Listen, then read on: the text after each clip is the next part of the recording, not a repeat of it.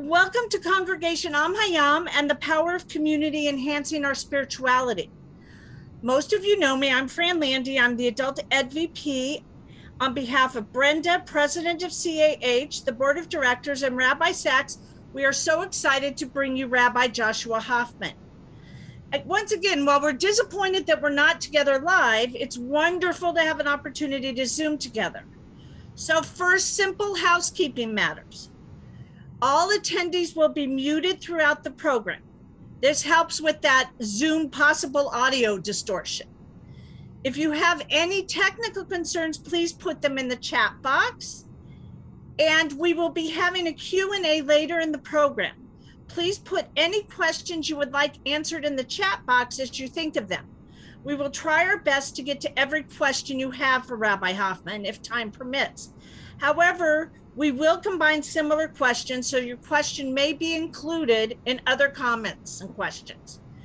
This series of programs is being sponsored by a grant from the Pacific Southwest region of the United Synagogue of Conservative Judaism and a generous donation from the Joseph P. Reardon Funeral Home. We thank all of them for their support. Michael Boyko, the president of Reardon Funeral Home, for his support of this event, and especially of his support for the Jewish community. In addition, Rabbi Sachs and Stephen Karish made a special donation in honor of tonight's session with Rabbi Hoffman. We would also like to thank Deborah Tuttenauer and Mark Rich for making sure we had a Facebook presence, Eventbrite registration, and enabling us to have all the technical issues work. As always, they both go above and beyond. Additionally, I would like to thank Brenda Rich for her advice, support, and help on this event. I personally would also like to thank Rabbi Sachs for his dedication and hard work on this program. Without his efforts, the program would not have happened. Now it is my pleasure to introduce Rabbi J.B. Sachs, the spiritual leader of CAH, Congregation Am Hayam, who will introduce Rabbi Hoffman. Thank you, Fran, for that gracious introduction.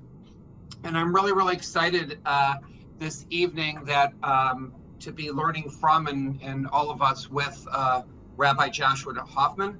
He has studied and practiced as a pulpit rabbi in Southern California area for the past 25 years. He proudly served at Congregation Valley Beth Shalom in Encino from 2003 to 2021, where he served with Rabbi Harold Schulweis, Zecher Tzadik Livracha, one of the Gedolei Hador, one of the giants of our generation, and what a great place to be doing Torah at. What a magnificent place Valley Beth Shalom is. Rabbi Hoffman was ordained through the Ziegler School of Rabbinic Studies at American Jewish University in 2003. He previously had received his Master's of Arts degree in education from American Jewish University in 1999. Rabbi Hoffman had earned his Bachelor of Arts degree in English and American Literature from Brandeis in 1996. Over the years, he has cultivated extensive experience with the Los Angeles and North American Jewish communities, serving positions of leadership within the Rabbinical Assembly of the Conservative Movement, the Board of Rabbis of Southern California, the Sandra Kaplan Community Beit Din, and the JFNA Rabbinic Jewish Federations of North America Rabbinic Cabinet. In fact, Rabbi Hoffman today is the president of the Board of Rabbis in Southern California. It is a prestigious organization of virtually all rabbis who live and work not only in Southern California, but in surrounding states. Joshua teaches in the greater Los Angeles Jewish community, including as a lecturer in courses on liturgy and essential Jewish texts at American Jewish University. He publishes widely, including a series of Torah portion commentaries for the Los Angeles Jewish Journal. As he just mentioned briefly before we started formally, he has a book that is already in the hands of publishers, and it is a really exciting venture. I have been privileged to see a draft of it that sort of goes through all the questions in the Torah, figures out how questions operate, what are their values, what is the scheme, and what are the lessons we can draw, how can we draw inspiration from the way questions are given and managed and presented, and how do we become better questioners, better responders, and it really is a uplifting and energizing and inspirational book. In any event, without further fanfare, for tonight's program on the power of peoplehood in enhancing spirituality, my friend and colleague and teacher, Rabbi Joshua Hoffman. Thank you very much, Rabbi Sachs. I think I can locate to the day when we first met, which was nearly 20 years ago, when we were asked as local rabbis of the area to come together and have a conversation about what would a Jewish community high school in the West San Fernando Valley look like. And I don't know if you remember that day. It was actually kind of magical in retrospect. We brought together, it was kind of a focus group thing, and there were very interesting dynamic conversations. And I can remember so profoundly having the conversations which included you as a part of that moment, and to see that through our shared Torah, one of the great Jewish institutions of learning in the San Fernando Valley for children and high schoolers really did take flight from those moments, and I'm so pleased that in recent years our paths have intersected once again, and we continue to learn together. And all the more so to be invited into the wonderful embrace of this congregation. Thank you for welcoming me here tonight, and I'm thrilled to be learning with you via Zoom. It's kind of a strange thing, but it's sort of, we're so accustomed to it. I'm just going to be the talking box. I don't know where I'm in your screen. Hopefully among all of the other faces of everybody else looking. That way you can see if anybody else is interested or not while we're going through what we're talking about tonight. And that makes it fun. I mean, look, this is my home. Ray, how many times do you get to walk in? I'm asked to be a special guest in your home, but I'm welcoming you into my home. And look at, this is my doggy, Jackie, right here. He likes to sit next to me while I do some teaching, and I heard that Hagrid is going to show us a little happy doggy face along the way. So I'm actually a native of Ventura County. I was born in Westlake Village, and I lived the first 7 years of my life in Newbury Park and Thousand Oaks. So for those who live out in that area, although after hearing of some of your stories and seeing some of my dear friends who I know live in other parts of the world, including the Palm Desert and Coachella Valley, that area is kind of, an extraordinary place. I mean, but we never made it to Ventura, but I'm very familiar with that area, and just thrilled that you're finding a vibrant Jewish life that's bringing you close together, and that you have a great rabbi along with you. So I left that area, lived in San Diego, and then moved to Marietta, Georgia, and then I went to high school in Arcadia, where Fran and I have some connections. So I was really quite a journey person throughout my youth, and ultimately made my way to Brandeis University. And before there was Birthright, there was the Aish Torah program. They called it Fellowship, and it had an opportunity to take college students to Israel for a few weeks. So if you hear just even my brief kind of history, Ventura County, San Diego, Marietta, Georgia, the San Gabriel Valley, Arcadia, all of these places are not bastions of Jewish life. There's Jews, right? I mean, we were connected to Jews all the way along the way, but never really sort of in the center of what you would call a Jewish community. And so here I was in Israel after a short time of study at Brandeis University, which, by the way, was the place that I had never seen more Jews in my life in one single place than at Brandeis University. And by the way, it's only like 30% Jewish. It's not a Jewish university exclusively, but it definitely does have a preference for Jewish students. And then I went to Israel. And there were more Jews than I could have ever possibly imagined, knowing what Israel was all about. But this was my first time journeying there. And I had a profound moment. It was really so profound that it ultimately propelled me to pursue a career in the rabbinate. I really almost remember to the moment the overwhelming feeling of connection, which I locate to basically Ben Yehuda Street in Jerusalem, for those who have been. And the overwhelming and powerful connection that I felt was that these were my people. I belonged here. And these were people that belonged to me. And I think similarly, I belonged to them. And it was from that moment that I first personally felt a deep connection, and ultimately returned to the United States and then completed my degree in English and American literature. But I also have a degree, an intensive study, I think they call it a minor or a concentration, in Near Eastern and Judaic studies. And then I ultimately sought a path in the rabbinate. And I wanted to just start briefly with that, because tonight, what we want to talk about is the power of peoplehood.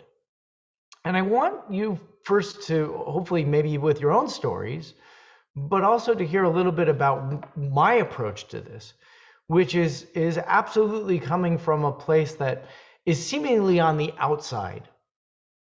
That peoplehood, for me, was an abstract concept that I dreamed I would be a part of someday. And then ultimately, when I had that experience, it was confirmed. But you belong to synagogues in the Conejo Valley, or in North County, San Diego, or in rural or suburban Atlanta, Georgia, in Arcadia, right? Which I really wasn't affiliated with the temple that was there.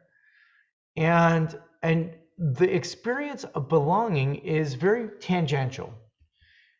You are a part of a community that is constructed and created, that you become a part of. You are willful and active in becoming a participant in that community.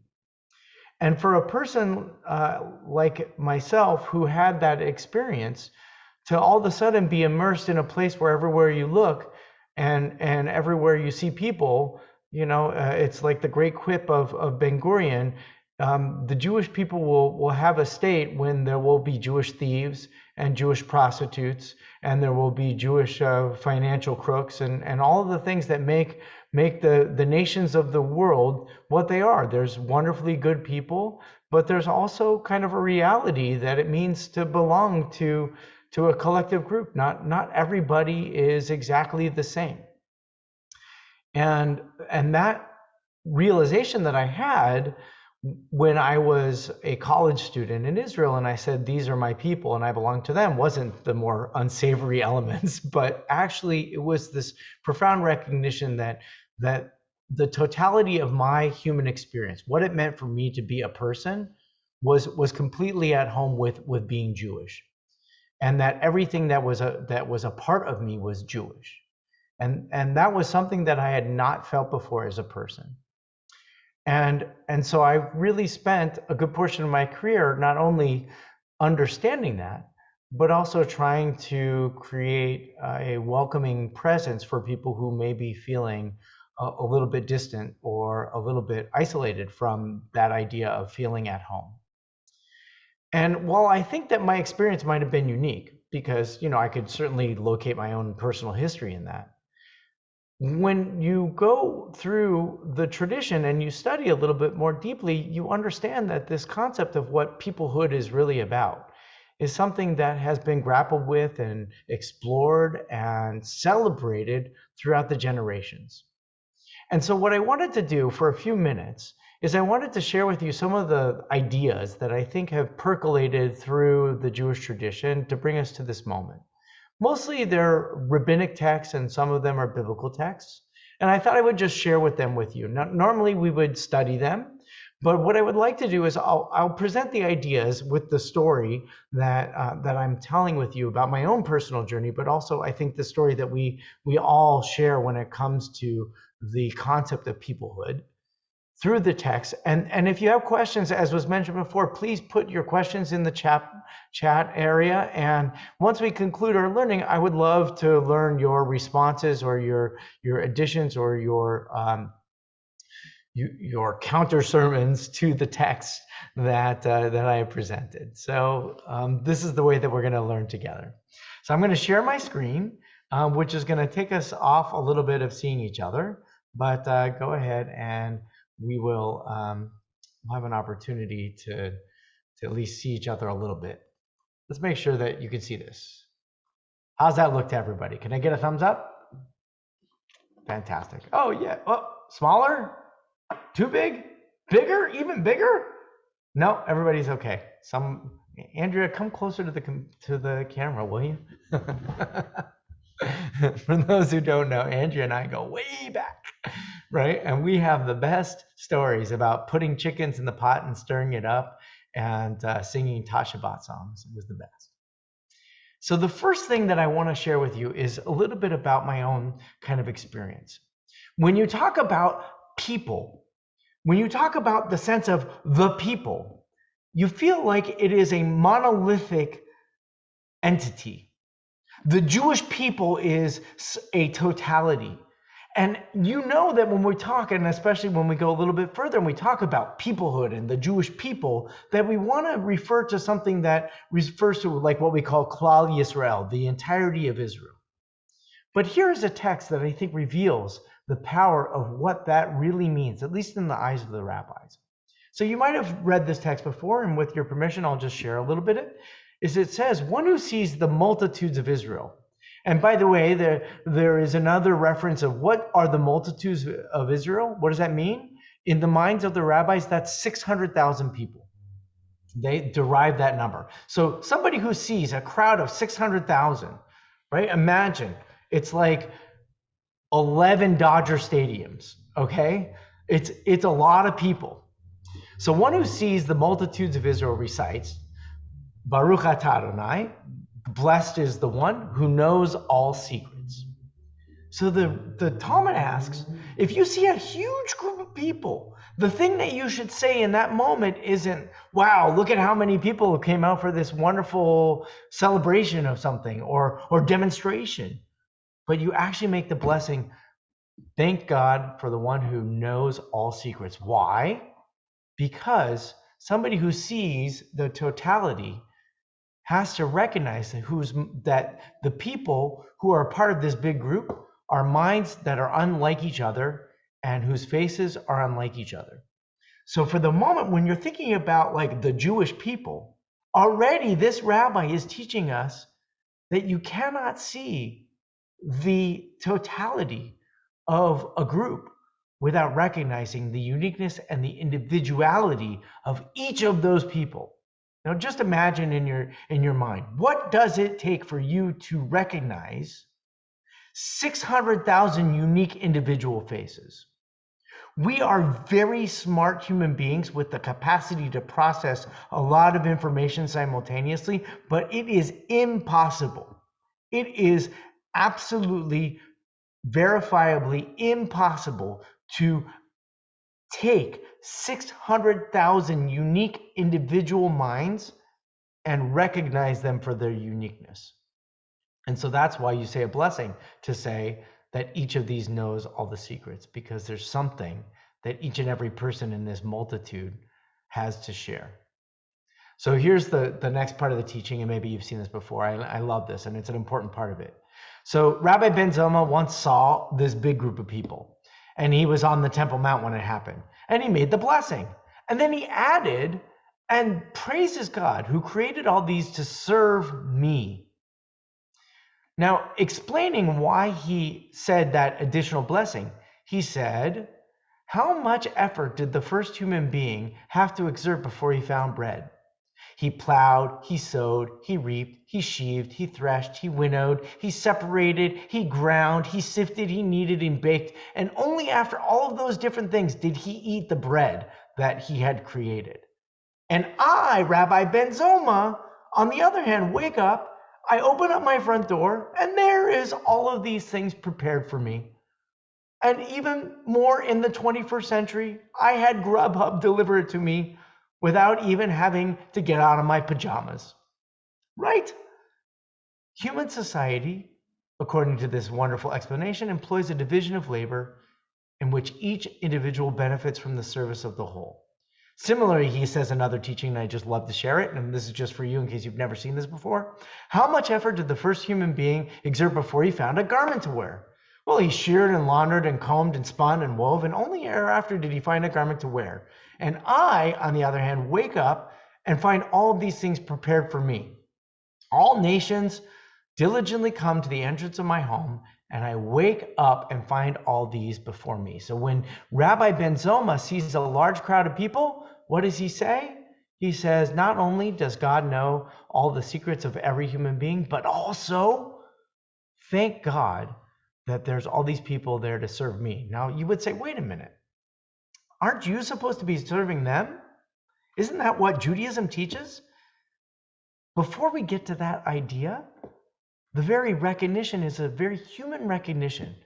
If you're going to talk about what is peoplehood and what the name of this course is, the power of peoplehood in spirituality, if you want to find a spiritual connection among the Jewish people, it will necessarily involve this very unique and particular connection. The idea that there is a particular connection to our Jewish people is actually, that was kind of revolutionary for me. So go back to my story, right? I'm in Israel, and I belong to the Jewish people and they belong to me. And then I realized, wait a minute. Well, I grew up in mostly conservative synagogues, but here are these people that are dressed in these entirely different ways. And there's Jews that are barely even anything of it. So which people am I a part of? And that was one of the awarenesses that I had to gain. And you probably also are very aware of it, but it's important to make note of it. Because if you're talking about who are the Jewish people, the first thing you might want to think about is, who are the people most like me? And if you want to discover what does it mean to live a spiritual life in the embrace of the Jewish people, well, then it absolutely recognizes that you are among many. And that just like there are voices of Judaism that espouse this is what Jews do, and you may or may not conform to that, you may or may not feel a responsibility to that, if you can understand that you are a part of it in some way and that it is worthy of blessing, that, I believe, opens up for all of us the recognition and the validation that the differences, the varieties of Jewish identity are worthy of celebration and embrace. Now, that is a wonderful teaching from the rabbinic piece, and I want to add one more that you probably, I don't know if you've seen that one before, it's kind of a popular one. This is one I know that most of us don't really see regularly, and it's also related to the grandeur of Israel and what it looks like to see something much bigger than yourself, and how do you break it down and compartmentalize it in a meaningful way. This comes from a text called the Tosefta. Rabbi Yehuda said, "Whoever has not seen the Basilica Synagogue of Alexandria has never seen the great glory of Israel. It is something like a large colonnade with porches on porches and accommodating sometimes double the number of those that followed Moshe from Egypt." Okay, how many Jews do we know who left Egypt? We say 600,000 men. So they of a certain age. Roughly, if you want to be, a good estimator, a good statistician, you might say about 2.1 million people. And this one says double of that. What? 4 million people? Obviously, we might be in the realm of exaggeration for the very excellent point that follows. There were 71 golden chairs there, corresponding to the 71 elders, and each of the 71 was worth 25 myriad talents of gold. In the center was a wooden dais, and the sexton, the gabbai, stood upon it with a scarf as a red flag in his hand. And at the close of each blessing, bracha, he would wave the scarf, and all the people would answer when the scarf, because they couldn't hear, they didn't have amplification, they would answer Amen. Could you imagine that? You didn't know what was being said, but you saw the flag and you're like, I don't know what being said, but Amen. The close of each, the people were not seated together, but the goldsmiths were by themselves, the blacksmiths by themselves, the embroiderers by themselves, so that when a poor person came in, he joined his fellow tradesmen, and in this way was enabled to obtain a means of livelihood. So, what another wonderful understanding of what the Jewish people is all about. If you don't know what the synagogue in Alexandria is, which, by the way, where's Alexandria in location?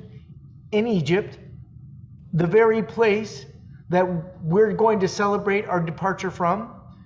That at that point in time in history, the Jews of Alexandria were the most affluent, the most prominent, and had the most freedom of their day to celebrate their peopleness. And in that, if a person came to a crowd that they simply could not, as we learned from our last teaching, you simply could not understand what it means to be a part of something as vast and as diverse as the entirety of the Jewish people, then you went to the guilds. You went to your tribes. You went to your people. You went to the goldsmiths. You went to the bakers. You went to the blacksmiths. You went to the craftsmen. And if you were a poor person and you went into those places, guess what would happen? There they would take care of you. I think that that is the most extraordinary part of this teaching, is that when you talk about the Jewish people already, there is an understanding that it's great, the greatness of it is not in the totality, but it's actually in the power of these groups that have responsibility for each other. And then they were able to join together in some kind of grandiose or complete gathering of the Jewish people, and then be considered as one nation of Israel. So I think about that, and I think that that's very much what we saw happen especially in the 20th century in North America, where we saw Judaism began to form guilds, if you will. We call them denominations. There's Orthodox Judaism and Conservative Judaism and Reform Judaism. And then in the latter half of the 20th century, there's Reconstructionist Judaism and Renewal Judaism. And there's all kinds of other smaller denominations that come from that. And what if you just said for a moment, if you listen to that teaching that we just shared, that impoverishment isn't about material lack, but it's actually about an absence of belonging, an impoverishment of a spiritual center, spiritual nourishment. And you found a home. Now for me, I found that home. And as Rabbi Sachs shared, I spent a good portion of my early professional career serving a conservative-ish congregation called Valley Beth Shalom. And I love doing that. But all the while, it has been essential for me to know that the boundaries of community are there not only to help me feel a sense of safety and security and belonging, but they're also an opportunity for me to go out and bridge the chasm between my little boundary and circle and to be a part of other communities. And when you saw that happen, you saw actually an incredible explosion of Judaism in the 20th century. And now you get to a place where those movements are starting to lose a little bit of their luster. Maybe because it's really hard to gather, the millions of people in one place. There isn't one place for us to gather. We can't all go to the temple in Jerusalem. And if you wanted to really talk about the complications of that in reality, in our historical moment, we would not be welcome for those of us who are not Orthodox to come into that community. So how is it that these two very fundamental texts that I just shared with you seem to be very positive and encouraging, but also seem to exclude us? So I want to share, I'm actually going to go differently to the next piece of what I think is there, and I'm going to go back, okay? I'm going to come back to the light among the nations. This is another very famous teaching. It's all about, it comes with what seems like a negative statement. And with regard to all of the sins in the Torah, punishment is exacted only from the person who commits the transgression. Whereas in this place, there is punishment that is extracted from an individual and from the entire world. For it says, somebody who swears and lies or murders or steals or commits adultery, therefore the land mourns. When you learn in the Torah, if somebody commits a sin, it's not just that the person is punished, but all of us suffer. And so in the second paragraph, we get to the famous statement that I see underlined. This verse is homiletically interpreted to mean that they shall stumble spiritually, one due to the iniquity of another, which teaches that the entire Jewish people are considered guarantors for one another. Apparently, any transgression makes the entire world liable to be punished. When you have a world that cannot be possibly understood as a totality, the Jewish people, and you can understand it as perhaps the collection of smaller parts, like the guilds or like denominations, one of the challenges that emerges is the challenge of responsibility. Because if the one community, the goldsmiths or the blacksmiths or the artisans, are responsible for the people that come into their midst, that may imply that they're not responsible for the people that are in the other guilds. Perhaps would be the presumption that they're taking care of themselves. But another part of this is a patently human problem, and specifically within the Jewish community. And it's one that I think has come thrust into focus and in the center of our world right now, which is that there's a sense of abdication of responsibility. They don't do Judaism like we do. They're not really Jewish. They're not like us. If they don't accept us, then we don't accept them. So how can we feel a sense of pride, of national solidarity, of spiritual uplift, of being a part of the Jewish people, if that is not something that is mutually expressed by our brothers and sisters, our cousins, and our friends in the communities that are nearby? I think that presents a great challenge that this text reminds us of. It says that Kol Yisrael arevim zeh b'zeh. Maybe you've heard that text. All the nation of Israel is responsible. They're guarantors for one another. If you want to feel like you're a part of the Jewish people, you have to be responsible for the Jewish people. And that may exist in the way that Am Hayam conducts its communal gatherings, VPs of education and presidents and technological masters and whizzes and all the people that make up, this wonderful screen that we're learning from tonight. But it also means that we have an obligation in some very real way to share that responsibility with those outside of our community. So let me just share one more piece of text that relates to that, which is, if we're all in this together, we're all responsible for each other, what are we supposed to be doing that for? So this is another famous text that I want you to hold in mind as we continue our discussion and bring it to conclusion. Anyone who had the capability to effectively protest the sinful conduct of the members of his household and did not protest, He himself is apprehended for the sins of the members of his household and punished. This is like being an accomplice to a crime. Or if you understand that sometimes, children under the age of 18, if they commit a crime, sometimes the parents bear the responsibility. Sometimes not, depends on the age of the kid and the severity of the crime. But the rabbis had this right a long time ago. If the person is in a position to protest the sinful conduct of the people of his town, and he fails to do so, then he is apprehended for the sins of the people of his town. And furthermore, if he's in a position to protest the sinful conduct of the entire world, and he fails to do so, he is apprehended for the sins of the entire world. Wow. You ever wonder why Jews have so much guilt?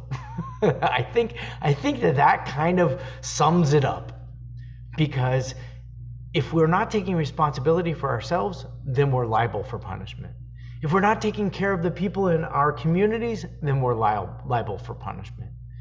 And if we're not taking responsibility for the world around us, well, then the sins that are committed against each other and against humanity, well, then we bear responsibility as well. Being a part of the Jewish people means carrying on this very burdensome mantle of responsibility. So just think about where we've been so far before we go to where we're supposed to go. We've understood that going into the largest crowds that we can possibly imagine and calling everyone homogeneous or uniform or monolithic is not something that our tradition has ever validated. So the concept that there is a Jewish people has never meant that there's only one Jewish people. It has always throughout history been either the uniqueness of one individual, the power of small communities, the Am Hayams of the world. And if all of us as individuals and as small communities don't take responsibility beyond ourselves, then we bear a tremendous burden. In fact, it is upon us to take responsibility, to care for those in need, to lift the downtrodden, to heal the sick, to free the captive, and to present a vision in which perhaps maybe there is a collective understanding, if you will, in religious language, a collective understanding of God's presence in the world. But I think in communal language, we can also say that. Collective understanding that we're all in this together. It is a validation of our common humanity in celebration of our uniqueness and diversity that Judaism bears responsibility to share. And so just for the last few moments, go back to the stuff that I think you're all familiar with, because you've heard this. Jews are supposed to be Or LaGoyim. And I wanted to share with you, because it shows up 3 times in the book of Isaiah, what that really means. So take note. In the first mention, which isn't it's the most central message, God said, "It is too little that you should be my servant, that I raise up the tribes of Jacob and restore the survivors of Israel." God says it's not just enough for you to be Am Yisrael. I will also make of you a light of nations, that my salvation may reach the ends of the earth. To be a Jew is to be an Or LaGoyim. Now, read the next 2. Right? "Listen to me, my people, and give ear to my nation, for teaching shall go forth from me my way, for the light of peoples, in a moment I will bring it.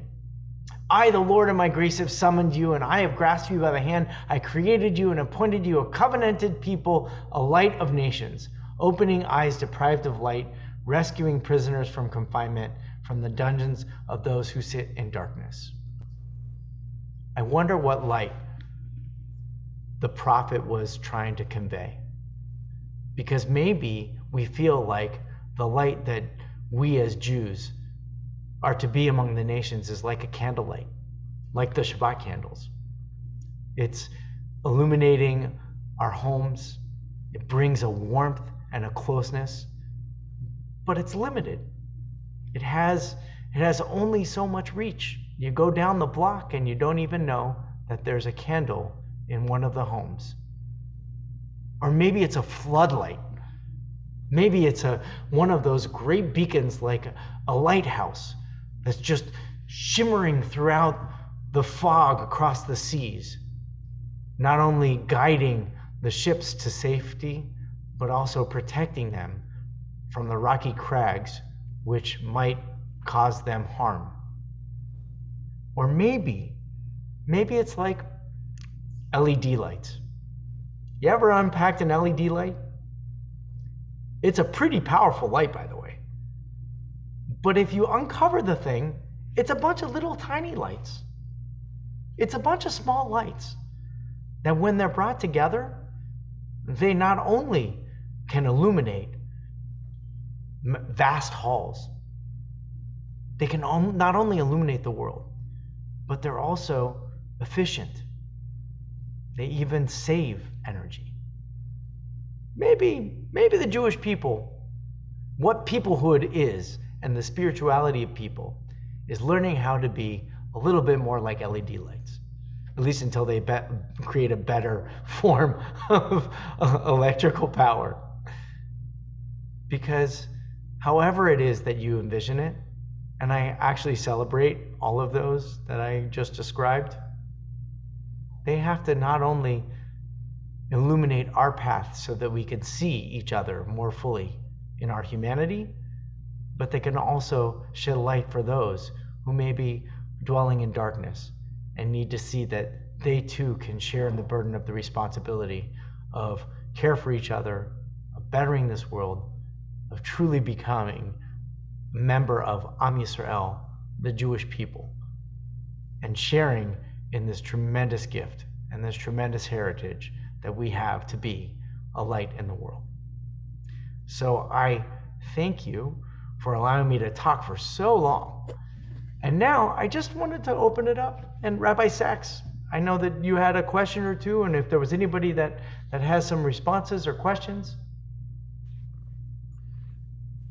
Well, Yasher Koach, and thank you. It was such a beautiful, meditative way of bringing to us the richness of our tradition, both biblical and rabbinic, to sort of bear on how peoplehood can happen and be constructed and work effectively. So, Yasher Koach, Kol HaKavod.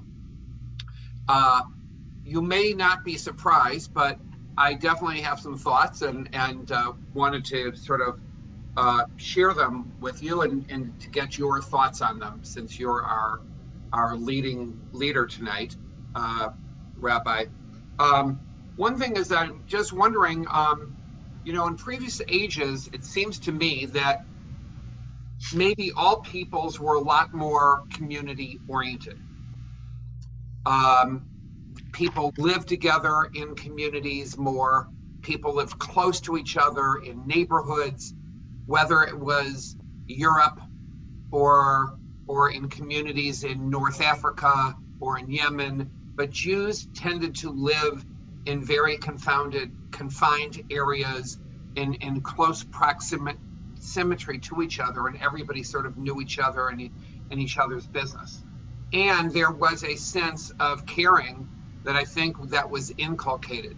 We've now lived in an Enlightenment time where Jews have little by little broken away from living together or even thinking about other people of the group.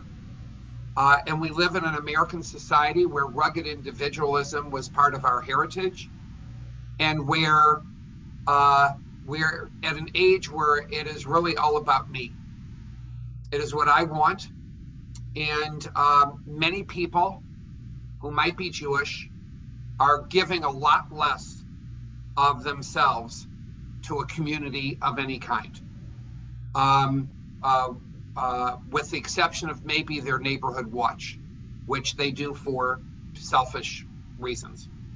So I'm wondering, to what degree can community remain powerful in the midst of a modern, at least Western and particularly American mindset of, I'm a consumer, I'm going to purchase what I want, and I'm going to have this mentality of get what I want when I need it, but I really don't care about the community, and particularly when I can live on my phone and online without having to deal with people at all. I don't start with the easy questions, but truthfully, none of them are going to be easy, as you know, right, from me already. It's good. So I think there's a couple pieces of this, and I want to add another dimension to what you shared. We live in a time of tremendous abundance, and in part, our Epicurean response to our abundance has created a more self-centered world. And the challenge that Jewish communities have by nature is that they are inextricably intertwined. And the threat that Jewish communities feel is that the people who would inhabit those communities, the Jewish people, are not compelled nor feel a sense of even like spiritual obligation to participate in the sustaining and development of community. So from that vantage point, it seems very dire. And I think that part of our challenge of the moment is our attempt to respond to that is built upon models of community that today and tomorrow's Jews don't reflexively feel are valuable. So some people really like to go to Shabbat services, and they love it a lot. Most people don't. And those who are wondering why don't more people come to shul for Shabbat wonder how they can perhaps be more welcoming, or to have it more musical, or to be transliterated. They're all variations on the very same idea. And for those who don't embrace, and I'm just using the example of Shabbat services because I think it's perhaps, if you wanted to, you asked a deep question. I'm going to cut right to the chase where I think it hurts a lot of us in communities, is that we haven't yet figured out how to build community but for those structures. We've built elegant buildings. We have extraordinary administrative staffs and clergies trained to serve communities in that way. And here we are in the beginning of the 21st century, and none of those are going to be sustainable in the future. So it's not that the Jewish project is failing, it's that we have not yet fully discovered how our communities are going to move forward from this moment. And part of the challenge is what I was initially beginning with is the convenience of our abundance. If it doesn't hurt, if there's no pain, if we're not feeling like we have to belong together because our lives are threatened, either existentially or materially, then we won't necessarily feel compelled to make a change. And I would like to suggest that we can move towards change when it comes to the concept of a Jewish people without feeling the pain. And I was just having a wonderful conversation. I talk about the Board of Rabbis. So I have my Board of Rabbis meeting today, and my colleagues are sitting around the table, and we are challenged by the hybrid model of communal gathering, which is for the foreseeable future going to be the norm.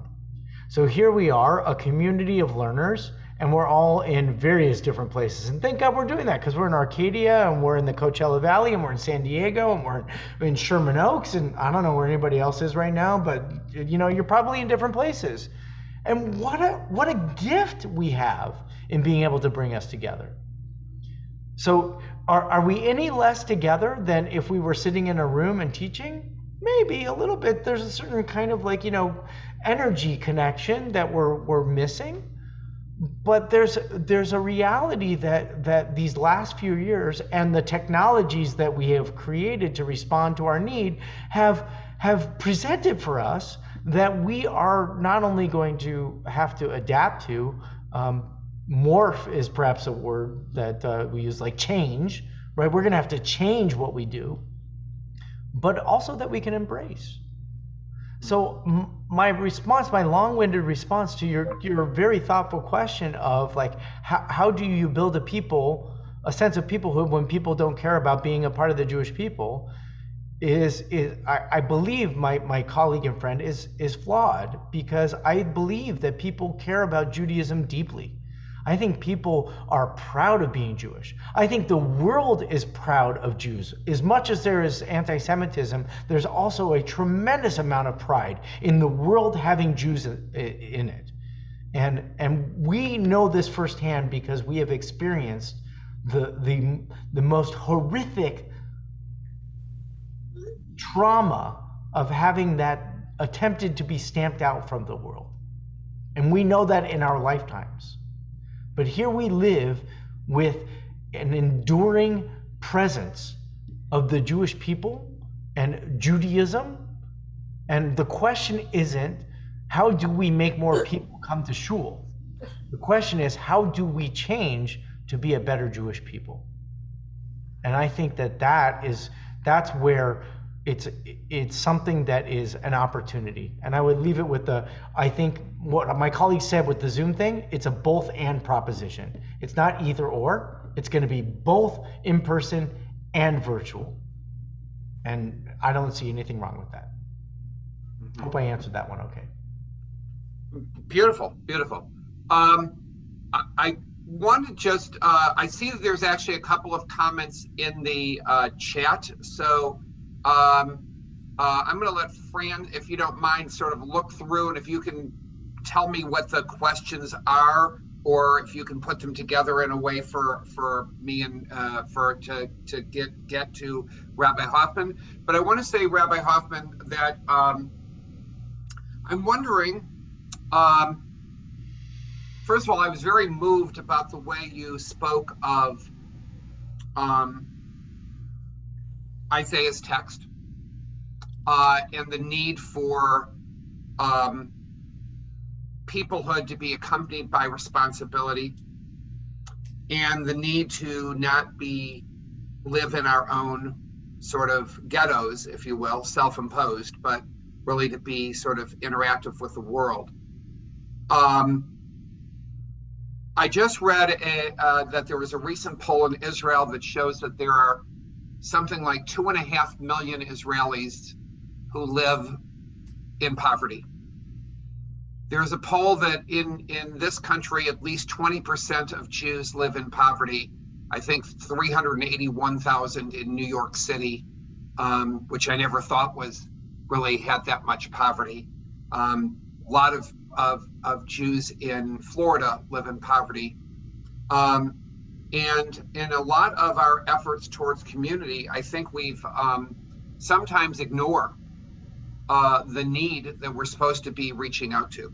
And I also thought it was interesting in Isaiah that he specifically talks about imprisonment.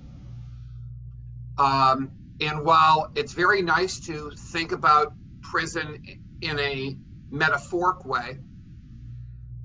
I think we've all learned from the last number of years a heightened awareness of how prisons are not necessarily used to take criminals off the street, and they're certainly not used to rehabilitate.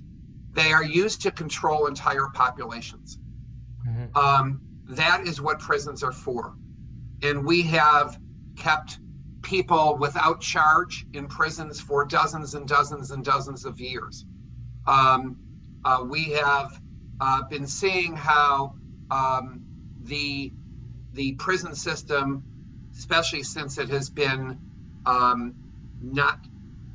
sort of privately controlled, is really done for profit and not for the soul. And we have more and more people of color are being controlled by our system through, that's the new Jim Crow, if you will. So I wanted to get your sense about how communities can be caring without being imposing. And I don't think it's always easy. And where you would like the Jewish community to situate itself when it comes to issues, whether they are within the Jewish community or outside the Jewish community, when there is growing injustice, inequity in our world, in our country, going on. So first of all, I think that's an hour conversation. Okay. Right? But right. Okay. You'll have to come for Shabbat. And, So I do think that if I understand the question correctly, because actually it's a thoughtful question, so I was listening carefully and trying to understand it. So if I understand the question correctly, and you'll correct me if I'm wrong, if we talk about being a light unto the nations, how is it that we have so much impoverishment within our own communities? And so on the one hand, you would say the argument would be, why don't we take more care of our own? Because how can we be a light unto the nations if the light that is supposed to illuminate the world has been stamped out within our own people? And then similarly, you would say, how can we not take responsibility for the world and correct the injustices, because there's also light out there, perhaps inappropriate so because of its systematic mistreatment of particular ethnic groups that are not necessarily of the Jewish community. And I'm not sure if you were making a connection with poverty and crime, but regardless, the question of if you're light into the nations, how can we not be responsible about to raise the awareness, to shed a light on the injustices that are perceived in that particular space? And you just used an example, let alone when we're talking about what's happening on a global stage. There's a ton of things, and the injustices heap upon us, and it can become simply overwhelming. It's exactly like trying to look at the world as if we were looking at the entirety of the Jewish people and saying the whole world, and then realizing that that's impossible. So therefore we have to say a blessing that says, thank God for the one who knows the secrets, or like Ben Zoma, who says, thank God for all those different people who do all the things to make me live my life, to help me live my life. And how amazing would it be to approach the world that way? So I think, did I get your question correctly? Yafet, Anita, you did. Yeah, that was great. Thank you.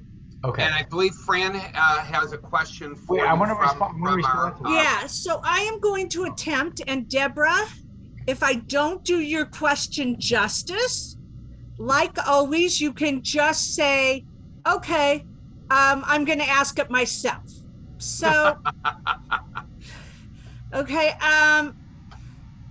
So Deborah's been talking in the chat, and she starts out, so in this abundant world, we see communities that are more old-fashioned, being closer and more involved with each other. like the Hasidim, the ultra-Orthodox in New York or New Jersey, etc.? Is it because of expected behavior without deviation and then connection forms?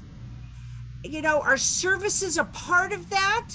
The ultra-religious don't have trouble getting people to show up, but showing up for weekly for many synagogues is a challenge. Okay, so Deborah, is there anything you would add?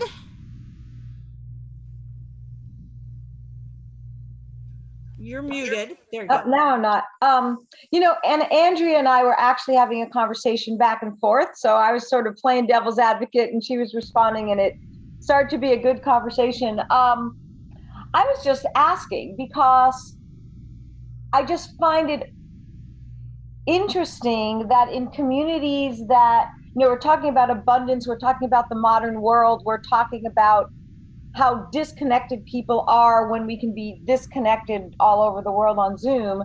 And you don't see that in communities that don't actually tolerate deviation. And you don't see that in communities.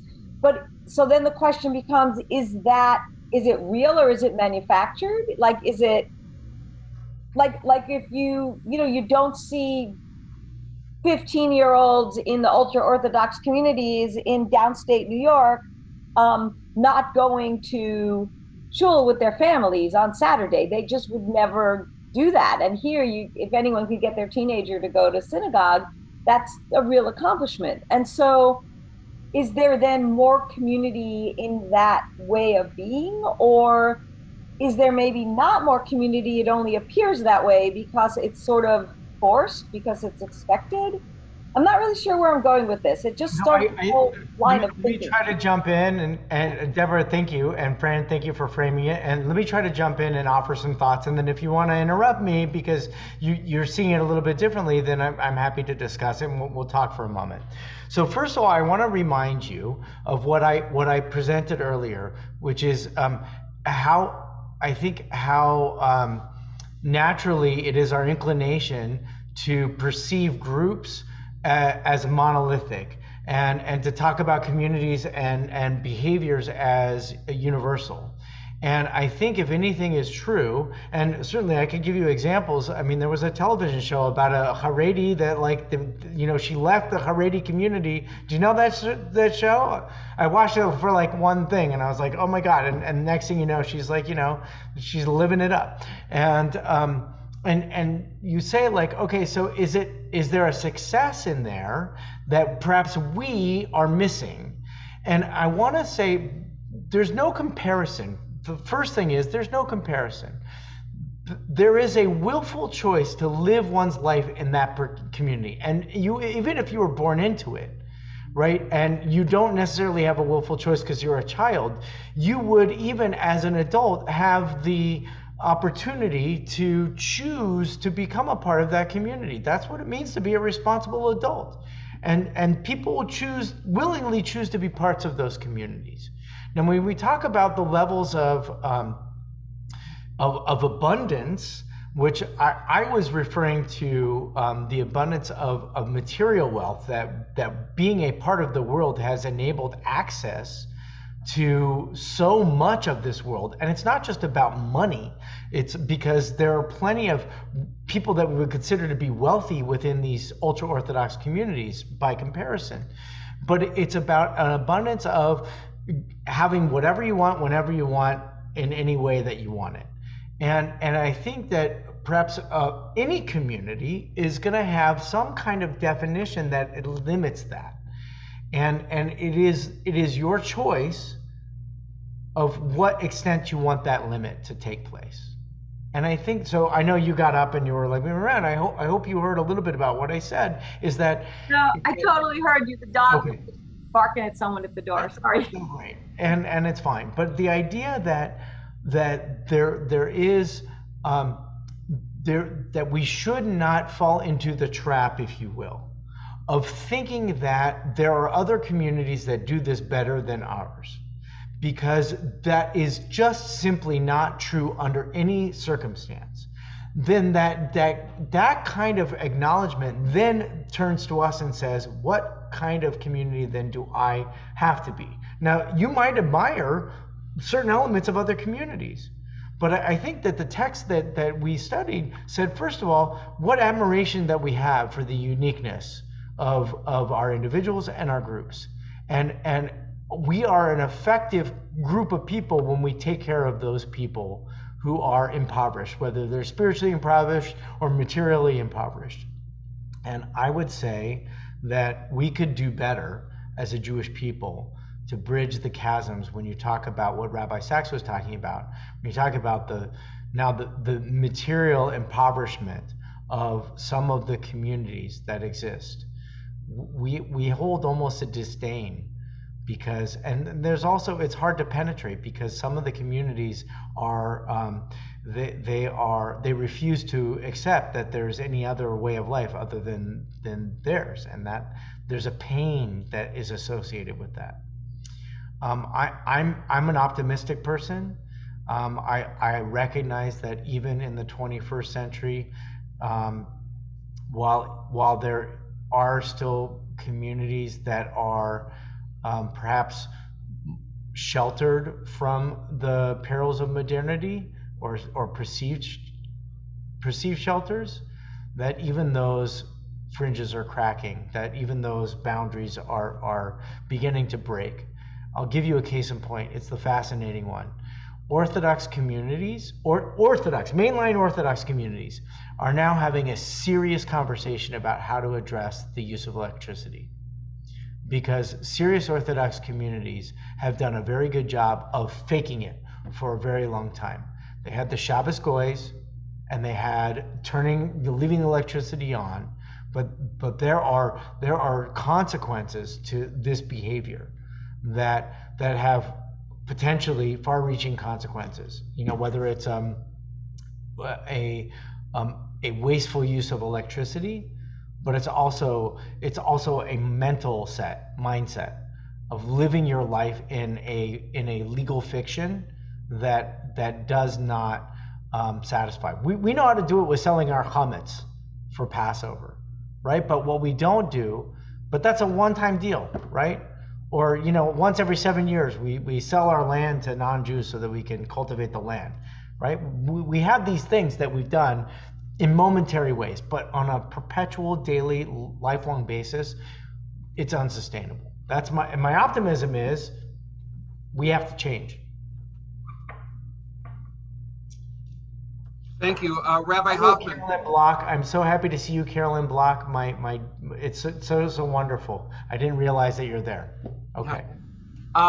So our time is waning together. I want to just say, and you're welcome to respond if you want, but don't feel you have to, Rabbi Hoffman, that I think we have a good opportunity to be thinking about community and its power on Pesach. Pesach is our central story of our people, and it has both ends of it for us, right? We're supposed to say, B'chol dor vador chayav adam lirot etzmo ke'ilu hu yatsa miMitzrayim. On the one hand, we're supposed to say in every generation, each of us must feel as if we personally were redeemed. And yet, the Passover story is not really just about me, right? It's about everybody who can get out of a Mitzrayim, and it's about how we do it together. The Jewish people did not come out one by one over many, many years. It's depicted as all coming out in one fell swoop, right? Coming out together. And Moses is not mentioned in the Haggadah, so that we can sort of locate ourselves not as beholden to a charismatic leader, but that we can feel part of a community. I've never been to, I don't know that I've ever been to a Seder that was only just my family. That never happened when I grew up. I don't know how other people did. My parents always had people over who had no place to go, you know, and things like that. Our family Seders were not just family, they were other kinds of people. Somebody lost their spouse, my mother invited them, you don't need to be making a Seder this year. Et cetera, et cetera. So we always had these big Seders, and I continued that as an adult, obviously until the pandemic. I also think that it gives us a lot to think about as we head towards Yom HaShoah, because we've been very big about saying never again, and about forming up our taking up our communal power to make sure that despots don't dehumanize people. And yet, even as we speak, Ukraine is going through such horrific. I don't think anyone, I just don't have words, and I'll probably start crying if I talk about this too much.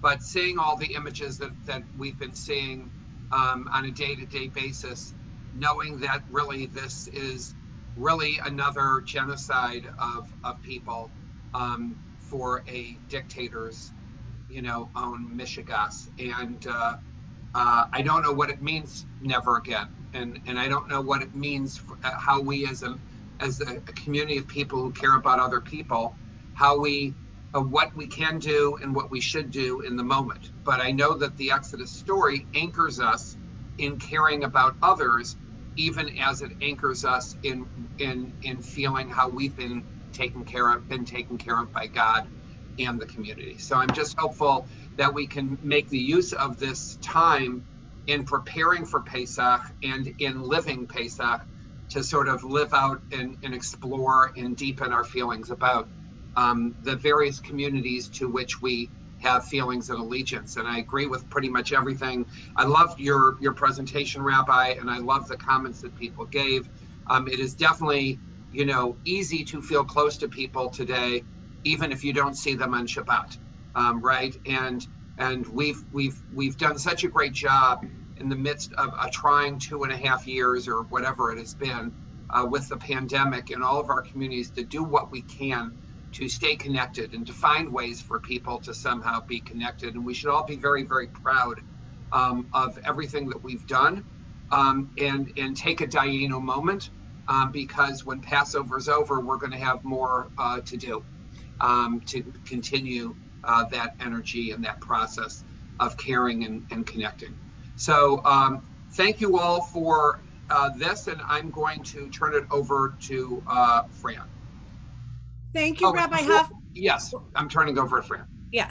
Thank you, Rabbi Hoffman. It was great to hear you speak. You very brought up a lot of questions that other people have brought up in different ways. I know that we've done some community thinking, and there's a board with Deborah who brought up questions in a different way, but they're very similar. It's very interesting.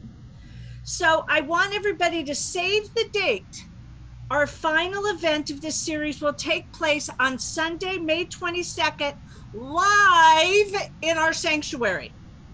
The event is the power of celebration in enhancing spirituality.